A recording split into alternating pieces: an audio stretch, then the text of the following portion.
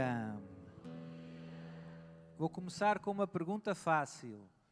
Qual é o tema do Osana Portugal deste ano? Muito bem, isso é que é boa memória. Não é? Então, o tema que eu vou falar agora está relacionado com este, que é o tema geral. E é esperança viva em tempos difíceis. Quando os tempos são difíceis, às vezes a esperança arrefece. A gente começa a desesperar. É o contrário da esperança. Então, esperança viva. Porquê? Eu vou começar já pela boa notícia. Vou começar pelo fim. Não sei se é muito boa ideia, mas não aguento. A boa notícia é: o bem vai vencer.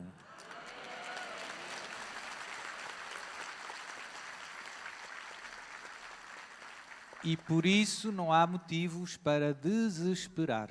Porque às vezes a gente olha à nossa volta e começa a ficar desanimado. Parece que está tudo aí por água abaixo. Isto às vezes acontece na nossa vida, na nossa casa, no nosso trabalho, na nossa igreja, no nosso país. Parece que está tudo aí por água abaixo. A boa notícia é: o bem vai vencer. Porque Deus nos ama. E eu gosto sempre de começar com uma passagem também da Escritura, que também vai ser um pouco a conclusão onde eu gostava de chegar convosco esta manhã. São só 3 versículos, também da carta aos Romanos, capítulo 12, o versículo 9, o versículo 11 e o versículo 12. Eu leio, mas depois, se alguém quiser ver lá em casa, já sabe a referência. E diz-nos Deus hoje, através da boca de São Paulo, que a vossa caridade não seja fingida. Detestai o mal, apegai-vos firmemente ao bem. Não relaxeis no vosso zelo, sede fervorosos no espírito, servi ao Senhor. Sede alegres na esperança, pacientes na tribulação e perseverantes na oração. Palavra do Senhor. Tem muito sumo, 3 versículos, é curtinho, mas merece ser meditado com calma. Portanto, fica já de TPC. Eu gosto de dar TPC. Vão-se habituando. Então, como eu dizia, o tema é esperança viva em tempos difíceis. Eu penso que não é preciso gastar muito tempo a ajudar-vos a perceber que, de facto, os dias que vivemos não são fáceis. Porque é evidente.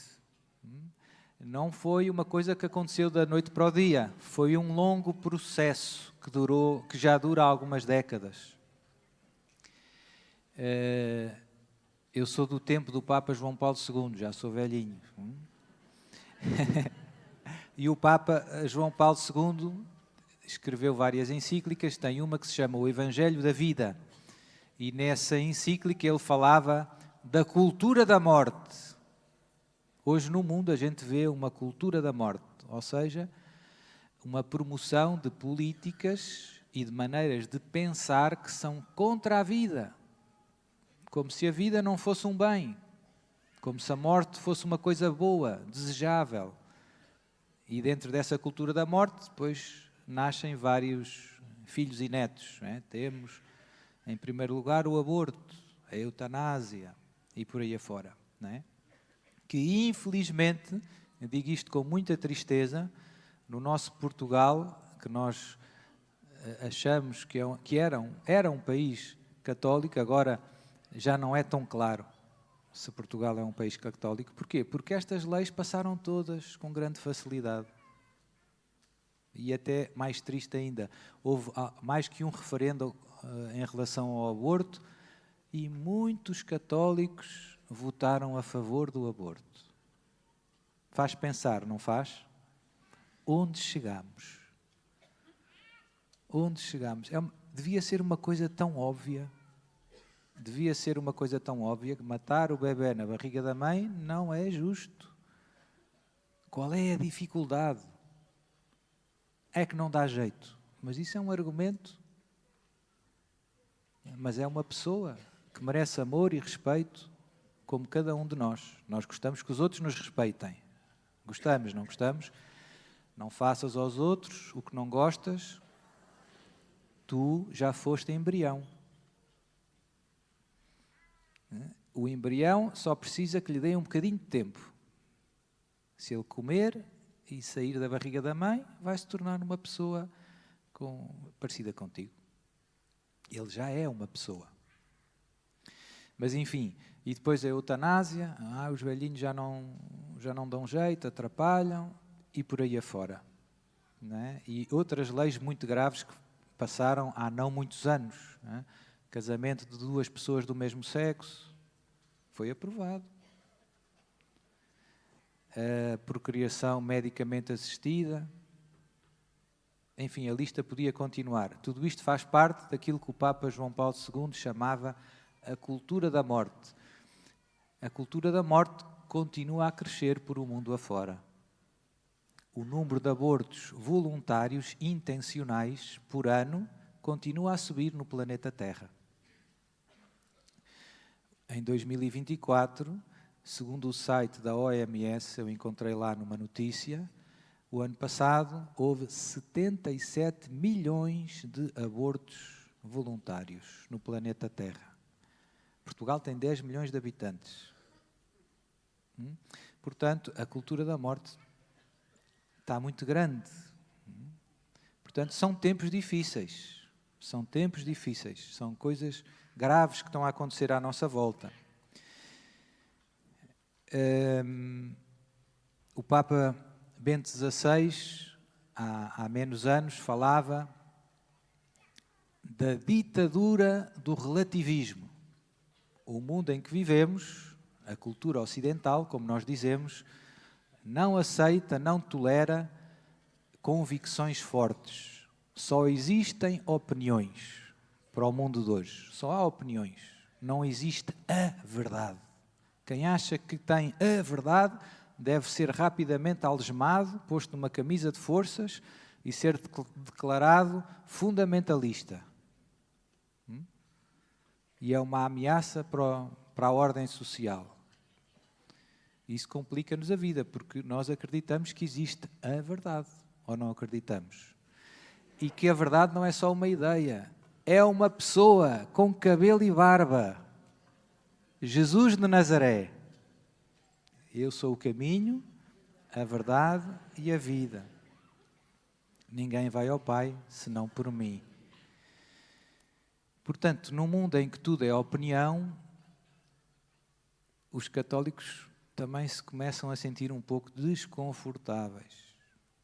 É a história do cá para mim, já ouviram todos, não é? A gente está lá nas conversas no trabalho, aquela pausa do café, e depois começam a dizer disparates, agora, não sei o quê. Não, mas cá para mim, cá para mim, cá para mim, cá para mim.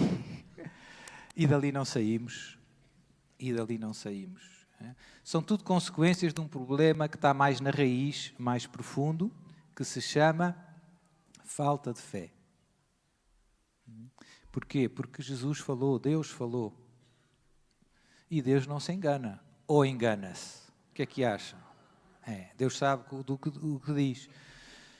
Mas se a nossa fé arrefece, parece que ficamos só nós. E Deus está lá tão longe que não tem nada a ver com o que se passa cá em baixo. E se ficarmos só nós, de facto, cada um tem a sua opinião. E eu posso me enganar. Mas Deus não se pode enganar. Portanto, a ditadura do relativismo, como falava o Papa Bento XVI, é muito intolerante. Fala de tolerância, mas depois quando alguém tem a pretensão de defender a verdade, é, como eu dizia, colocado numa camisa de forças e considerado uma pessoa perigosa. Cuidado, aquele acha que tem a verdade. Não é a minha verdade, é a verdade que Deus nos revelou em seu Filho Jesus Cristo. Não é a minha opinião que eu quero impor aos outros. Deus falou-nos e Deus não se engana. E Deus falou-nos porque nos ama. E se nós dermos ouvidos à sua voz, a nossa vida vai ser muito feliz e vamos chegar ao céu, que é a razão última da nossa existência. Se nós não dermos ouvidos à voz de Deus, o que é que vai acontecer? Vamos andar aí, como dizem lá nas minhas paróquias, aos tombos, às cabeçadas.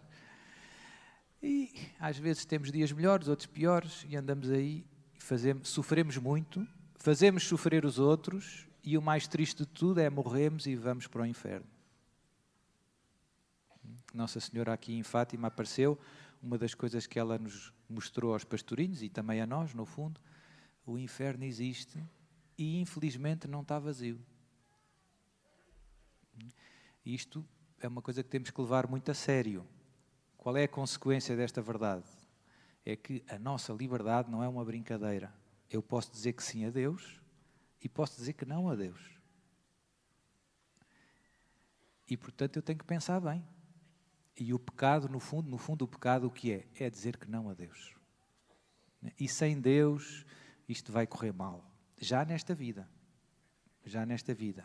Mas eu tenho uma grande reforma e 2 casas de férias. Vais sofrer muito sem Deus já nesta vida. Há muitos exemplos que fazem pensar. E mais, há uns anos, e a última ideia, eu também já desenvolvi noutras pregações, aqui vou só pôr o facto, vocês também percebem, infelizmente este caos que a gente vê no mundo afora, esta confusão geral, em que já não há bem nem mal, né? Entrou na igreja. E não foi só nos fiéis, mas também nos pastores. É triste dizer isto. E ouvimos alguns pastores com responsabilidades, bispos, cardeais até, a dizer que os atos homossexuais não são tão maus como o que dizem. Que temos que mudar o catecismo. Seu padre, isso é um escândalo. É um escândalo. Porquê? Porque Deus foi muito claro no que disse. Quem és tu para ter a pretensão de mudar a palavra de Deus? E isso confunde os fiéis e escandaliza os fiéis. Ou seja, fá-los tropeçar, fá-los cair, fá-los pecar, por falta de direção. Aqueles que deviam ensinar às ovelhas qual é a estrada do céu, estão a confundir. Não são todos, graças a Deus. Mas é grave. Portanto, os tempos são maus, não é só lá fora. É cá dentro também. A confusão é geral. E isso é um dos motivos pelo qual Nossa Senhora apareceu aqui em Fátima. E não foi só aqui em Fátima. Porque ela é nossa mãe e preocupa-se com a nossa salvação. Está muito em jogo. Está muito em jogo. Ela derrama muitas lágrimas cada vez que um filho dela cai no inferno. Muitas. Quando uma gente... Agora queria usar uma analogia que eu vi, que achei graça. Outro problema dos nossos tempos, um problema que não é muito falado, eu vou falar hoje um bocadinho com mais calma hoje, aqui de manhã, aquilo que eu chamo a prisão digital. Já alguém ouviu falar da prisão digital? Não, porque fui eu que inventei o termo.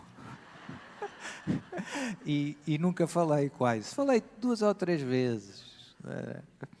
Há quem lhe chame outras coisas. Mas fui eu penso que esta expressão já passa a ideia. Está a ser construída em Portugal e no mundo em geral uma prisão digital. Sr. Padre, como é que é isso? Conte lá, explique lá melhor. E o que é que isso tem a ver com a minha fé? Tem a ver com a minha fé que, se é uma prisão, eu posso ir lá parar por causa da minha fé. Uma vez fizeram uma experiência com uns javalis. É um animal selvagem, quem Cá em Portugal temos vários, agora quase que é uma praga.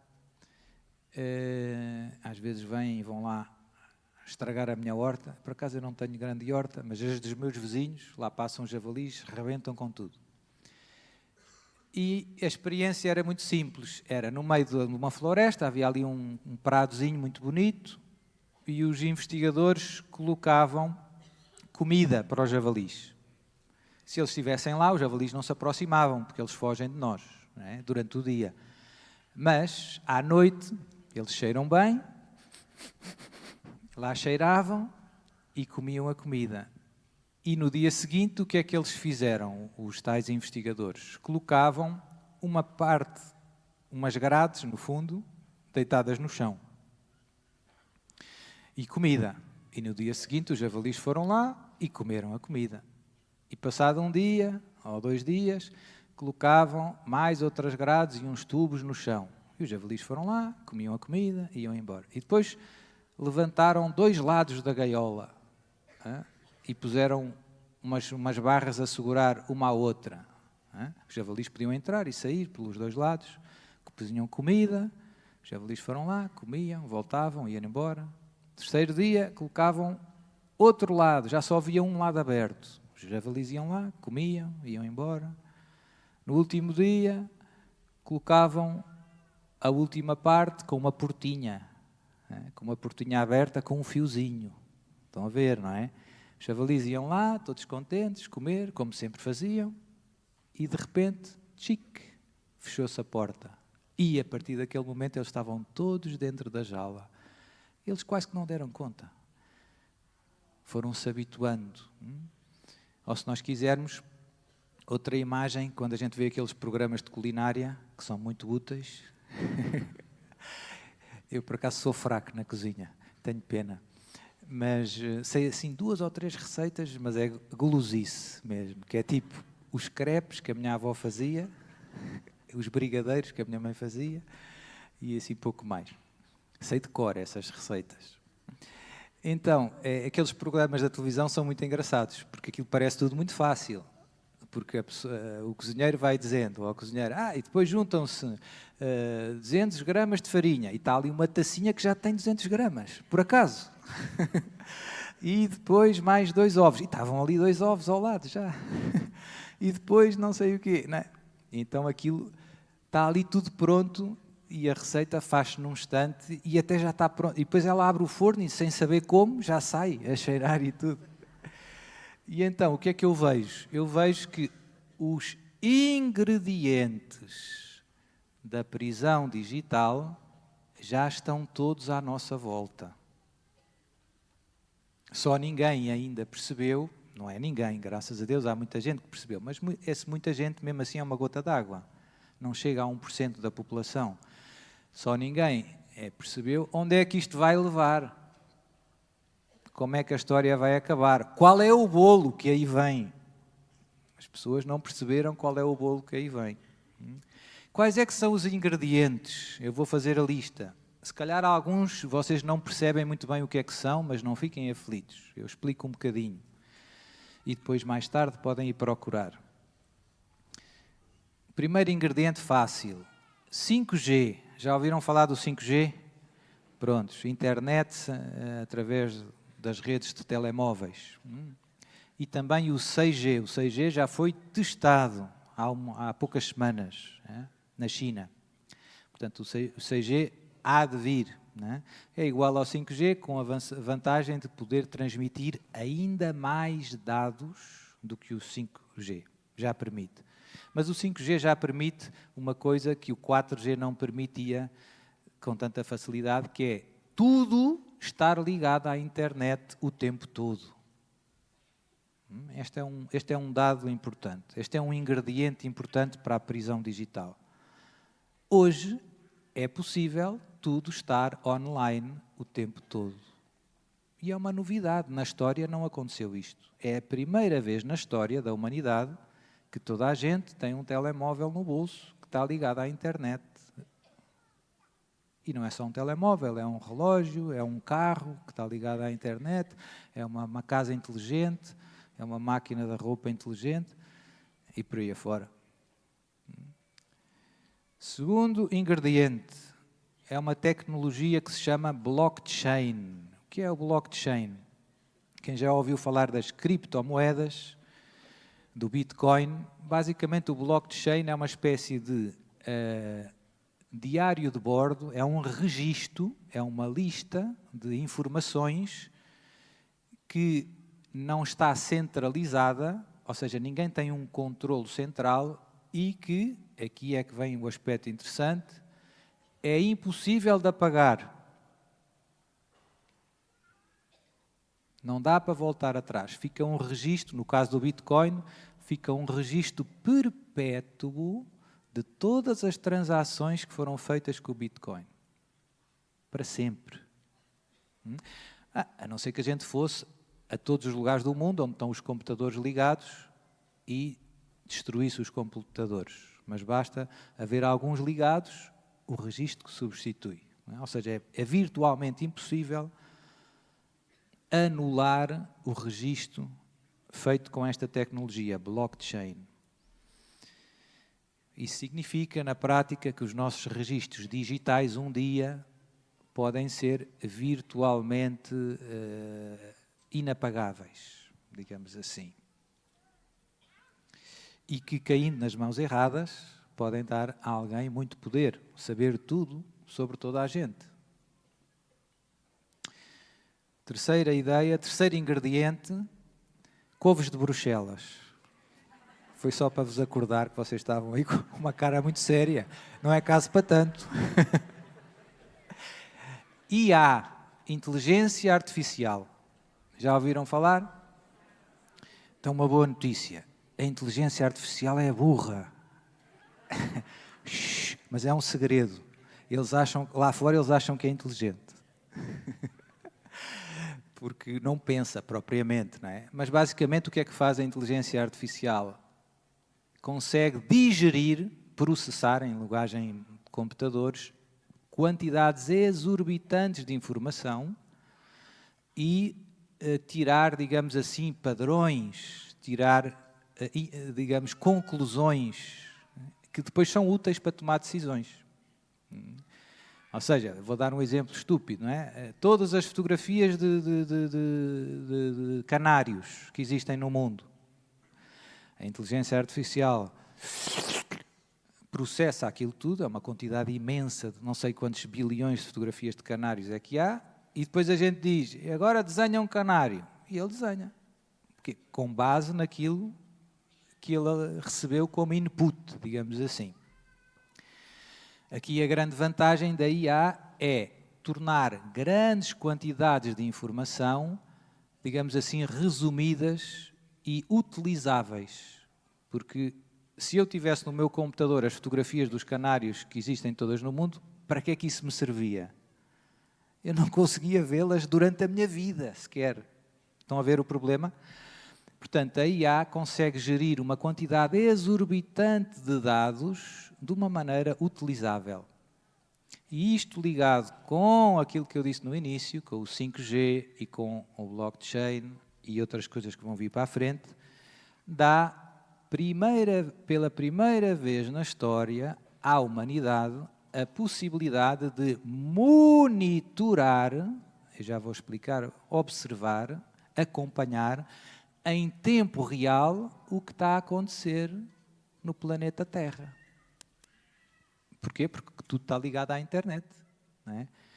Portanto, com a IA eu consigo desenvolver aplicações para saber quantas pessoas estão acima do limite de velocidade na A1.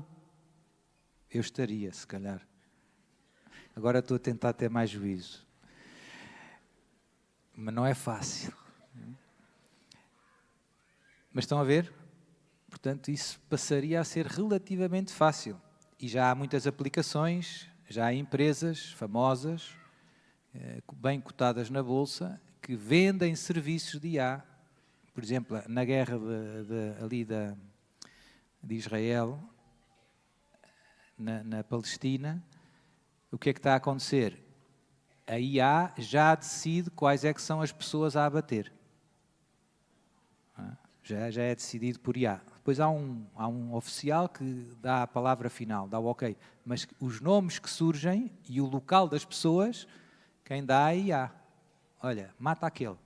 E o coronel ou o capitão diz, ele tem má cara, mata. Pronto, isto é possível hoje. E não era. Quarto ingrediente. Ia brincar outra vez, mas a coisa é séria. Identidade digital. Este já alguém ouviu falar. Eu penso que sim. Agora, no Reino Unido, há poucos meses, o primeiro-ministro disse que sem a identidade digital vai ser impossível trabalhar. Portanto, as pessoas que se vão preparando, porque vai ser obrigatório ter uma identidade digital. Aqui qual é a ideia da identidade digital? É fazer coincidir a pessoa física com o registro, com a identidade eletrónica. Qual é o problema hoje? É que eu faço uma conta no YouTube a dizer Cristiano Ronaldo e consigo. Ou não consigo? E ninguém controla se eu sou o Cristiano Ronaldo ou não. Não é? Portanto, isto é um problema, porque a IA pode achar que eu sou o Ronaldo e não sou. Por acaso, jogo bastante bem, estou a brincar. Ou seja, para quem controla a IA e estas coisas, há um problema prático, que é ter a certeza que o meu telemóvel está mesmo no meu bolso. Por acaso, parece que não está. E que sou eu que estou a usar o meu telemóvel e que não é outra pessoa. Certo? Para poder ligar a identidade fisiológica, o meu corpo, àquele utilizador na internet. Quem é que tirou aquela fotografia? Fui eu ou foi outra pessoa com o meu telemóvel? Se eu tiver que pôr o meu dedo em impressão digital, 1 segundo antes ou 2 segundos antes, a IA já sabe, foi mesmo ele. Se for, quer dizer, dava para eu pôr o dedo e dar num instante. E, portanto, a identidade digital, o objetivo é garantir que ninguém fura o sistema. Não dá para aldrabar. Estão a perceber a ideia? Não dá para aldrabar. O que cá em Portugal vai dar algumas dores de cabeça, porque nós somos campeões mundiais em furar o sistema.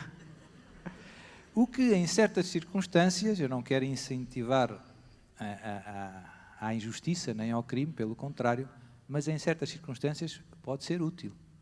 Porque às vezes podem estar a obrigar a fazer uma coisa injusta. Não é? Já perdi a conta dos ingredientes, acho que é o quinto. Sétimo? Quinto. CBDCs. É uma sigla inglesa que, no fundo, são moedas digitais emitidas pelo Banco Central. Qual é o problema, Sr. Padre? A nossa conta não é digital já? Sim, já é. A gente não vê os euros. Paga com o cartão, paga por MBWay. Portanto, em certo sentido, já é. Só que este novo dinheiro digital, que também está a entrar em vigor na Europa, já entrou em alguns países do mundo, está a entrar em vigor noutros. O que é que muda? Muda que, no fundo, é bastante diferente do que temos agora. Porque agora o meu banco sabe o que é que eu fiz ontem. Que fui ao Pingo Doce, que pus gasóleo, não sei aonde, etc, etc. Mas o meu banco está obrigado a guardar sigilo. O meu banco não vai dizer a ninguém. Agora, com estas moedas, o Estado, o Governo, passa a saber tudo de toda a gente. E ainda há mais, como se isto não fosse pouco. Passa a poder colocar no dinheiro restrições, a dizer, o Sr. Padre já pôs muito gasóleo esta semana, está a poluir muito e, portanto, não pode gastar mais dinheiro em gasóleo até ao fim do mês. E eu tenho dinheiro na conta, consigo comprar outras coisas, mas gasóleo não. Porque o Estado achou que eu estava a exagerar. Ou, quem diz isto, diz outro. E depois pode também, por exemplo, pôr uma validade no dinheiro, dizer, tem 200 euros na conta até ao próximo mês. Se não gastar, caduca. Pode. Isto está tudo escrito, não estou a inventar.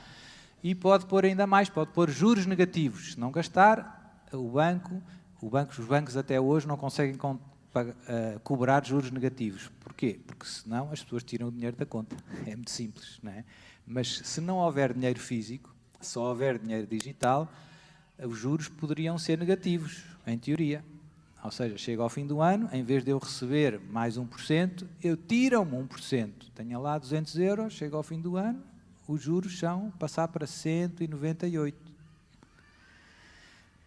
E mais ainda, o triste disto tudo é que o Estado saber tudo sobre nós, e sobretudo com a ajuda da inteligência artificial, etc., dá ao Estado a capacidade de controlar a nossa carteira e de manipular os nossos comportamentos. Quem manda na tua carteira, manda em ti. Pelo menos na grande maioria das pessoas. Não é? Portanto, este é o risco. E, portanto, se tu fores ao Facebook e disseres que a ideologia de género é contra a vontade de Deus, a conta de repente fica bloqueada. Eu nem posso ir a Fátima. Percebe? Qual é o problema deste sistema? Este sistema vai asfixiar a liberdade religiosa e a liberdade de expressão e a liberdade de movimentos. Eu sair da minha zona, estamos em confinamento. Se eu for visitar a minha avó, o cartão não funciona, porque eu devia estar em casa. Estão a ver? Portanto, é uma ferramenta perfeita de controlo social, de engenharia social. Não é boa ideia. E, sobretudo, ligada à nossa fé, vamos depois ser obrigados a ir sempre no politicamente correto. Aquilo que o Papa Bento XVI dizia, a ditadura do relativismo. Ou seja, se eu falar mal da ideologia de género, se eu falar mal dos atos homossexuais, se eu falar mal das bruxas e dos pecados contra o primeiro mandamento, eu fico sem acesso ao sistema, ou eu sou multado, ou eu sou penalizado. Este sistema de crédito social que está a ser imposto no Ocidente já existe desde 2014 na China. Não é uma utopia, não é que isto nunca vai acontecer. Já existe! Já existe! Na China. Que as pessoas têm todos os seus pontos e se, por exemplo, elas vão atravessar a rua num sítio fora da passadeira, há uma câmara que está a ver, a câmara dá informações e ela automaticamente no telefone dela perdeu 10 pontos. E depois chega a hora do almoço, já não pode comer um bife, só pode comer, não sei o quê, arroz branco com muita soja. Pronto. Porquê? Porque atravessou a rua fora da passadeira. Eu estou a brincar um bocadinho, mas isto já funciona. Portanto, há pessoas na China que não conseguem ter os filhos delas na escola em que gostavam porque não têm pontos suficientes. Há pessoas na China que não podem viajar porque não têm pontos suficientes. Portanto, este sistema de crédito social já está a funcionar e está a chegar aqui. Aquela analogia dos javalis que eu fiz. Está tudo, os ingredientes estão todos à nossa volta. Nós estamos distraídos. Outra das coisas que se fala muito é com os créditos de carbono. Portanto, é preciso salvar o planeta.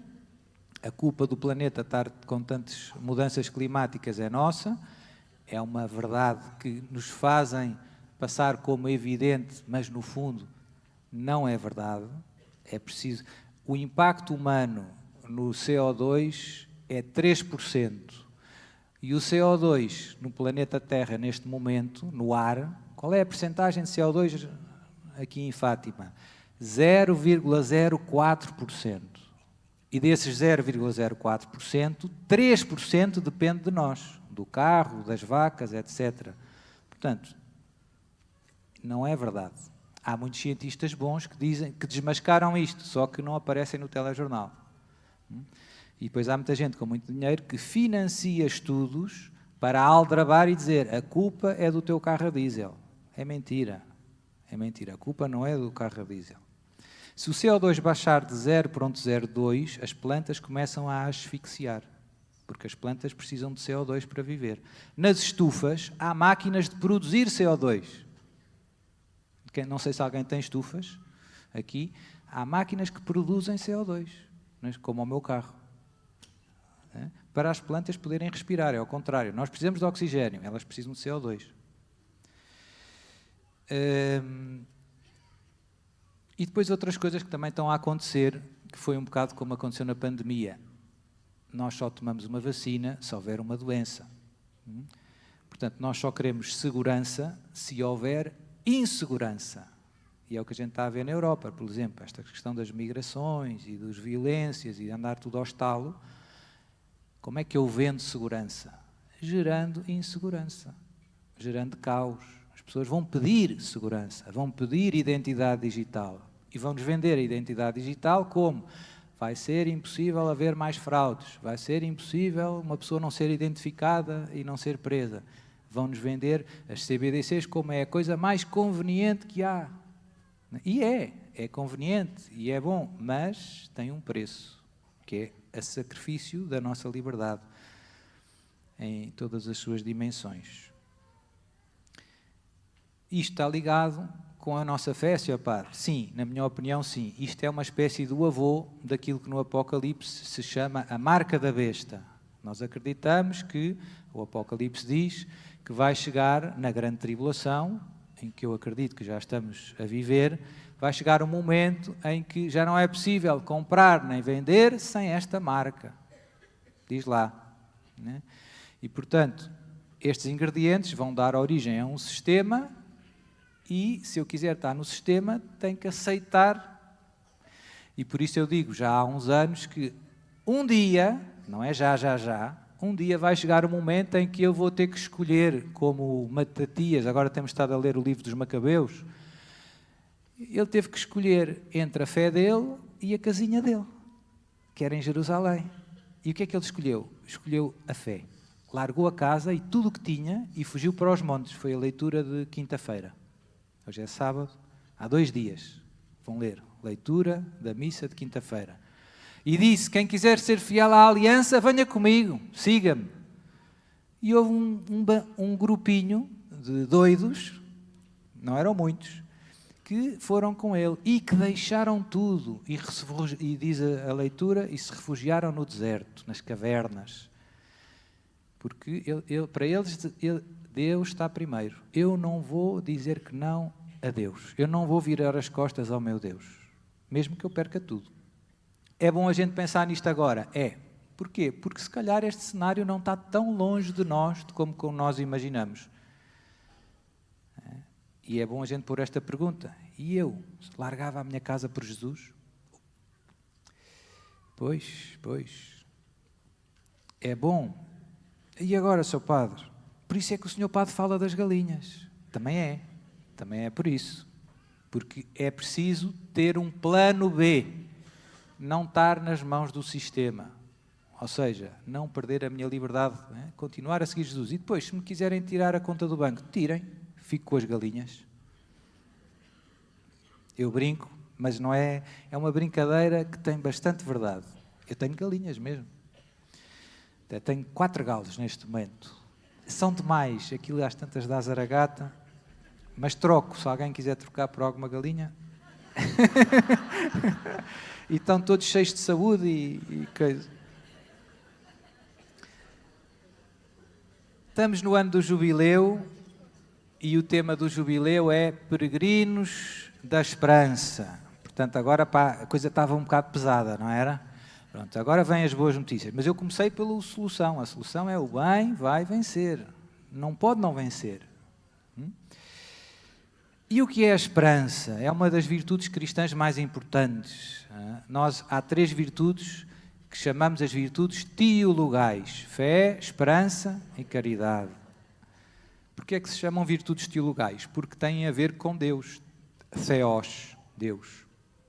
Têm Deus por objeto. Eu acredito, fé, em Deus. Eu espero ver Deus face a face no céu. E eu amo a Deus. Portanto, Deus é o objeto da fé, da esperança e da caridade. E porquê é que eu espero ver a Deus? Porque Deus assim quis. Deus prometeu que aqueles que o servem, que o amam, vão estar com Ele para sempre no céu. A razão última da nossa existência é o céu. Deus criou-te porque te quer no céu. Dito de uma maneira simples. E Deus não está... Deus sabe que, seu Padre, mas eu não sou grande coisa, não mereço muito. Deus sabe. É verdade, tu não és grande coisa. Não és flores que se cheiram. Não. Mas Deus quer-te no céu. E quer tanto que mandou o Filho dele para morrer na cruz para pagar o bilhete. Portanto, Deus quer mesmo. Deus quer-te mesmo no céu. E deixou a igreja, e deixou os sacramentos, e deixou... Quase que empurra. Não empurra, porque Deus respeita a liberdade. Mas, ou seja, Deus tudo faz para que tu possas vê-lo. E isto é que nos dá esperança. Porque se Deus não me quisesse e Deus não me ajudasse, eu conseguia chegar ao céu pelas minhas forças. Estava feito ao bife. Não. A esperança tem a ver, humanamente falando, a esperança tem a ver com o desejo de algo que é futuro, que eu ainda não tenho, mas que é possível. É possível o Sporting ganhar a Liga dos Campeões. Eu sei que não devia ter dito isto. Peço desculpa. Foi uma imprudência de jovem sacerdote. Eu sou padre, mas o senhor já tem uns aninhos. Mais grave ainda. Então, eu espero que o Benfica ganhe a Liga dos Campeões. Por acaso gosto muito do Mourinho. Porque uma vez perguntaram, olha, se estivesse a dar a final da Liga dos Campeões, ou domingo à noite, o que é que o senhor fazia? Eu ia jantar com a família, respondeu assim, que é mais importante. Boing! Não foi bem isto, mas foi esta a ideia. Mas isto para dizer, a esperança tem a ver com algo possível, mas ao mesmo tempo difícil. Não é certo. Não é? Portanto, nós esperamos ver Deus face a face. Temos motivos para isso, sim. Deus quer. Deus dá-nos todos os meios. Isso chega? Não. Tu também tens que crer. Tu tens que cooperar com a graça de Deus. Deus quer-te no céu, mas tens que dar o teu sim. E tens que perseverar no teu sim, até à hora da morte. Tens que morrer na graça de Deus. Se morres na graça de Deus, vais para o céu. Portanto, é um bem possível. Não é certo, é difícil, mas e por isso esperamos. Não é? E, portanto, é muito importante ter estas ideias arrumadas. Existem duas atitudes contra a esperança fundamentais. Uma é, levada pelo orgulho, é a presunção. Está tudo no catecismo. Depois que eu não conseguir acabar, vão ler no instante. A presunção é achar que eu consigo chegar ao céu pelas minhas próprias forças. Sem confissão, sem missa, sem oração. Eu não mato nem roubo. É o que a gente ouve dizer, não é? Eu sou padre, não mato nem roubo, vou para o céu. Não chega. Há mais 8 mandamentos. Portanto, sem a ajuda de Deus, pelas nossas próprias forças, não é possível chegar ao céu. Portanto, a presunção é uma falta de humildade, é não ver as coisas como elas são. É não ter noção. É não ter noção de que barro és feito. Precisas de Deus. Se Deus não te ajudar, estás feito. E o desespero? O desespero é olhar demasiado para si também e achar, mas eu não mereço, eu sou um bandido, eu não vou para o céu. Então, mas Jesus não morreu. Basta que tu creias e te arrependas. Junto à cruz estavam 2 ladrões. Termino com isto. Que de alguma maneira é um resumo das 2 grandes atitudes que se pode ter perante Jesus. Um que blasfemava, mandava vir, insultava Jesus. E o outro que se arrependeu e que se virou para Jesus e disse, Jesus, lembra-te de mim quando estiveres no teu reino. E Jesus o que é que lhe respondeu? Ainda hoje... E ele era flor que se cheira. Era ladrão! Mas arrependeu-se e acreditou em Jesus. Contra toda a evidência. Não parecia que Jesus ia vir com o seu reino. Jesus estava pendurado numa cruz, mas ele teve fé. Então, podemos rezar ou não? Podemos pôr-nos de pé? Vamos pedir a Deus esta graça, porque vamos precisar da ajuda dele. Eu acho, pelo menos eu vou precisar. Então vamos repetir: querido Jesus, eu sou pecador. Peço-te perdão. Peço-te perdão por tantos pecados que eu cometi. por tantos pecados que eu cometi, Por tanta ingratidão. por tanta ingratidão, Por tanta falta de amor. por tanta falta de amor.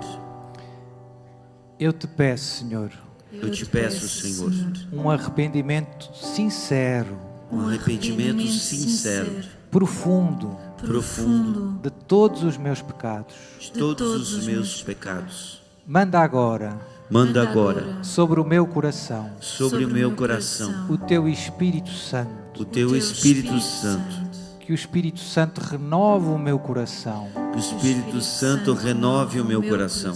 Toda a minha vida Toda a minha vida, me fortaleça na fé. fortalecer na fé. Me fortaleça na esperança. Me fortaleça na esperança. E me encha do teu amor. E me encha do teu amor. Para eu poder amar-te Para eu poder amar-te como tu mereces ser amado. como tu mereces ser amado. E depois desta vida, E depois desta vida, viver contigo para sempre. viver contigo para sempre. No céu. No céu. Quer cantar?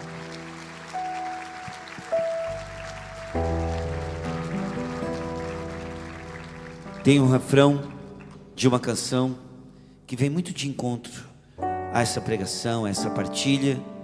Por isso, coloca a mão no seu coração. Primeiro eu canto, você só escuta primeiro, depois todos nós cantamos juntos, tá bom? Só escuta. Vai deixando essa letra entrar lá na sua alma, no seu interior, e depois todos nós cantamos. Viver pra mim é Cristo, morrer pra mim é ganho. Não há outra questão quando se é cristão, não se para de lutar. Triunfarei sobre o mal, conquistarei troféus. Não há outra questão quando se é cristão, não se para de lutar.